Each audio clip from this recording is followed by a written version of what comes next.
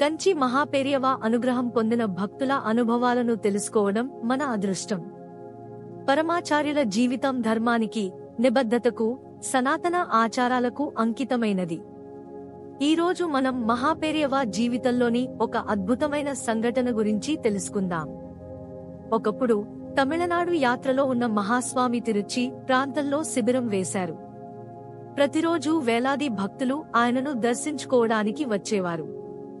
అలాంటప్పుడు ఓ కళాశాల ప్రిన్సిపాల్ పరమాచార్య స్వామివారిని తన కళాశాలకు ఆహ్వానించారు. ఈ ప్రిన్సిపాల్ మహాస్వామి ఆశీస్సులు తన కళాశాలకు లభించాలని కోరుకున్నారు. కాని స్వామివారు ఏమీ సమాధానం చెప్పలేదు. అయితే ఆ భక్తుడు నిరాశపడకుండా ప్రతిరోజూ మహాస్వామిని వేడుకొంటూనే ఉన్నాడు. కొన్ని రోజులు ఇలా కొనసాగిన తర్వాత కరుణామయులైన పరమాచార్యులు ఒక రోజు అతనికి ఒక ఆజ్ఞ ఇచ్చారు. రేపు ఉదయం నేను వస్తాను, కానీ నువ్వు ఒక ఆవు, దూడను తీసుకురా. నీ భార్యతో పాటు సిద్ధంగా ఉండు. ఈ మాట వినగానే భక్తుడికి అనిర్వచనీయమైన ఆనందం కలిగింది. అతను అదే విధంగా ఏర్పాట్లు చేసుకున్నాడు. ఉదయం మహాస్వామి కళాశాలకు బయలుదేరారు. కళాశాల ముందు భక్తుడు తన భార్యతో పాటు ఒక ఆవు, దూడతో ఎదురుచూస్తూ ఉన్నాడు.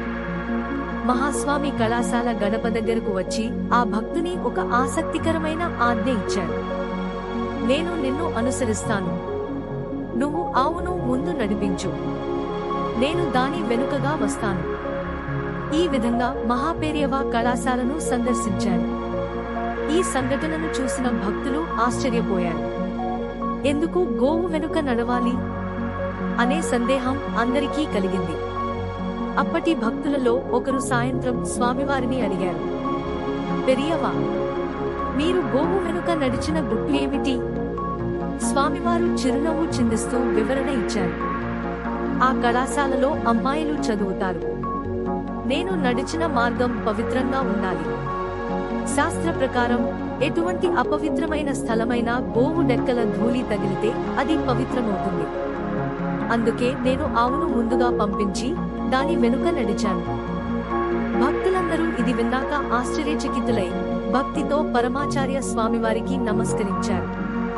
ఇది మహాపెరియవ ధర్మశాస్త్రాల పట్ల ఉన్న శ్రద్ధ, భక్తుల కోరిక తీరుస్తూనే ఆచారాలను కాపాడే వివేకం అని మనం గ్రహించాలి. గోవును గౌరవించడం, ఆవుపాడి పవిత్రతను అవగాహన చేసుకోవడం మన కర్తవ్యంగా భావించాలి.